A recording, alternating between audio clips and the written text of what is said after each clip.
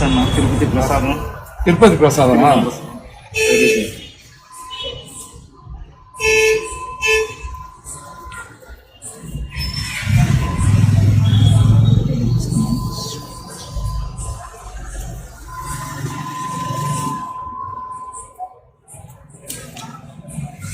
జై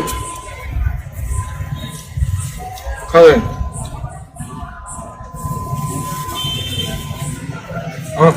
అస్సలాము అలైకుం వరహమతుల్లాహి వబరకాతుహు. అందరికీ నమస్కారం. మా తమ్ముడు గాలి నడకన తిరుమల తిరుపతి దేవస్థానం కలియుగ దైవం వెంకటేశ్వర స్వామి దగ్గరికి వెళ్ళారు. ఈరోజు నాకు ఫోన్ చేసినారు, అన్న మీరు ఎక్కడ ఉన్నారని చెప్పి. దర్గా దగ్గర ఉన్నానని చెప్పినాను. నేరుగా దర్గా దగ్గరికి వచ్చి, అన్న వెంకటేశ్వర స్వామి గారి యొక్క ప్రసాదాన్ని తీసుకుని వచ్చానని ఇచ్చాడు. చాలా సంతోషంగా తీసుకొని చాలా పవిత్రంగా ఈ ప్రసాదాన్ని అనౌజుబిల్లాహి నేను తిన్నాను. అదేవిధంగా మనకు కుల మత ఏదైతే కులాలు మతాలు ఉన్నాయో అవి మన ఏకాగ్రత కోసం, కానీ అన్ని కులాలకు మతాలకు సర్వేశ్వరుడు ఒక్కడే.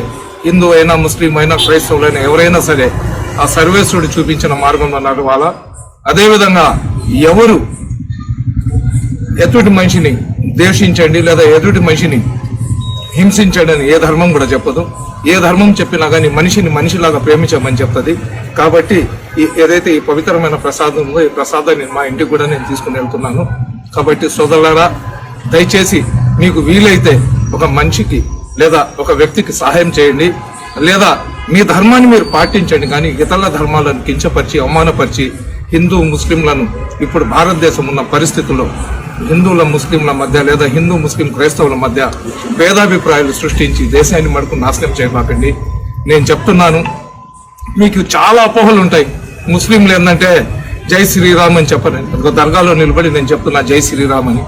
ముస్లింలు భారత్ మాతకి జై అని చెప్పరని చెప్తారు కదా, నేను దర్గాలో నిలబడి భారత్ మాతకి జై అని చెప్తున్నా. అదేవిధంగా వందే మాతరం అని ముస్లింలు చెప్పారట, నేను చెప్తున్నా వందే మాతరం అని. ఇంకా ఏం చెప్పాలి చెప్పండి.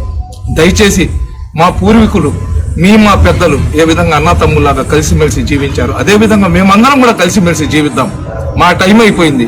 కానీ వచ్చే తరాలు ఒకళ్ళనొకళ్ళు ద్వేషించుకుంటూ ఒకళ్ళనొకళ్ళు నరుక్కుంటూ కొట్టుకుంటూ బ్రతికే విధంగా దేశాన్ని ఒక సోమాలియా లేదా అటువంటి దేశాల్లాగా చేసి భారతదేశాన్ని అగ్నిగుండం చేసే బదులు ఏదైతే భారతదేశం ప్రపంచ దేశాల్లో శాంతికి మారు పేరు భారతదేశం, ఆ శాంతికి మారు పేరులాగా ఉన్న భారతదేశంలో అశాంతి చేయాల్సిన పరిస్థితులు లేకుండా మనమందరం కూడా మా బిడ్డలకు ఒక సరైన మార్గం చూపిస్తామని తెలియజేసుకుంటున్నాం. అస్సలాము అలైకుం.